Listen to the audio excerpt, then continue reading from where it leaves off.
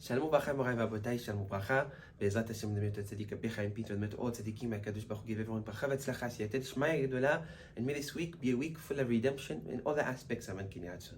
רבותיי, in this week, we see something very beautiful that can maybe act as a big awakening to each and every one of us to remember our value and to remember our place in this world. In this week's parasha, we see that HaKadosh Baruch Hu gave all the members of the heads of the tribes a sacrifice to do. And the one head of the tribe, like we mentioned earlier in the week, Aaron, was not given and he was exempted from doing the mitzvah of sacrificing the sacrifice of the Nisim. The Torah says that when Aaron heard that, he got very sad, and HaKadosh Baruch Hu came to comfort him. And the words that he comforted him awake big questions within this week's parasha. Being what? Hashem came to him and said, Aaron, Shelecha gedola mishelahem. The mitzvah that I'm about to give you is a mitzvah that is much bigger than that sacrifice that I gave to all the other heads of tribes. And what is that? The lighting of the menorah. Where the lighting of the menorah was a mitzvah that HaKadosh Baruch Hu said is a bigger mitzvah than the korbanot, than the sacrifice that happened.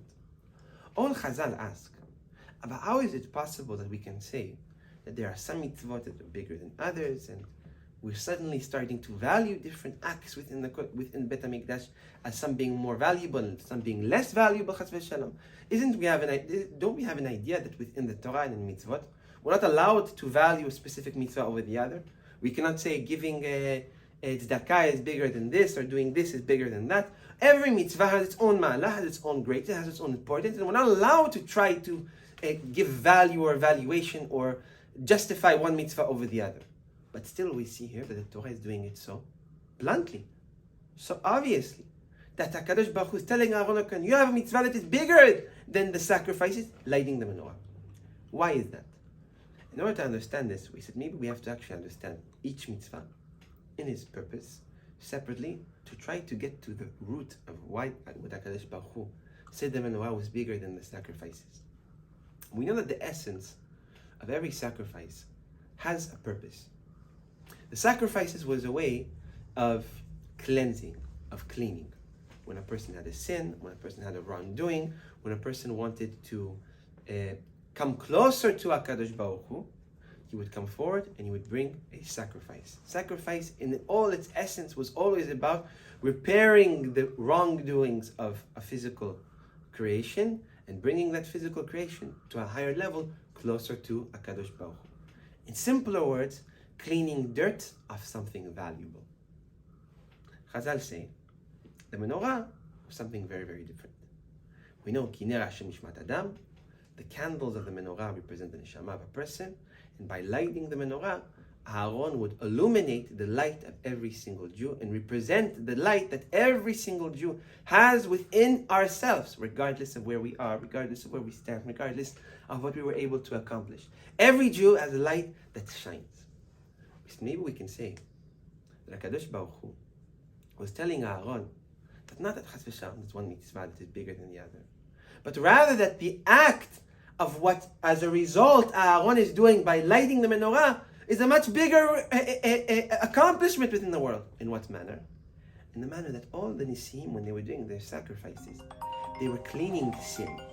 They were proving that Bnei Israel have ability to fix something, but still giving recognition that there was something wrong, there was some sort of blemish that existed.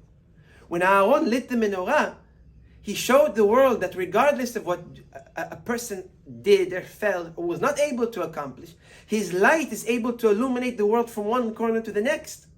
Aaron's job was always to awaken and to show the world the potential of each and every Jew that exists, and to show ourselves our potential regardless of our downfalls and what we were not able to accomplish.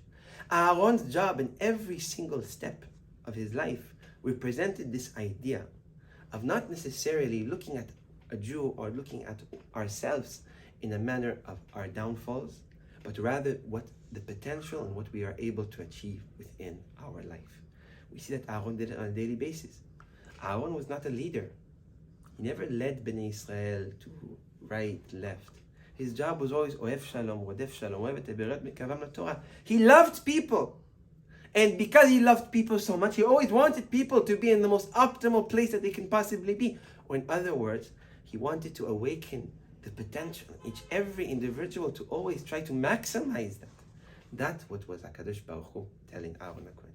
He told Aaron HaKohen, Aaron, when you light the menorah, you show the world that every single one of my children are perfect. They have the potential to change the world. They have the potential to change everything around them. So you can only imagine about changing their own life. HaKadosh Baruch Hu told Aaron, Aaron, when you light the menorah, you awaken chesed in the world that no korban can possibly ever do. Because the korban is cleaning dirt.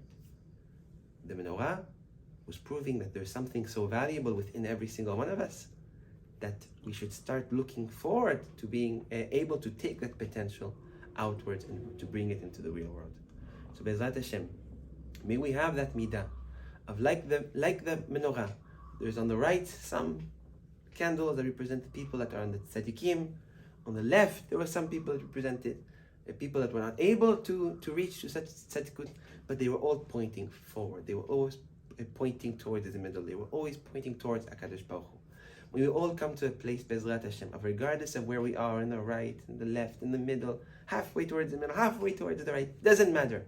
When we all awaken ourselves to understand that we have the potential to change our life, to change the world around us, to change the life of the people that are around us, in order that we will maximize our potential and live lives full of Torah and Simcha and Yeshu'ah and Parnasah and Fu'ah, and we all come to a place of fulfilling our mission in this world. Amen.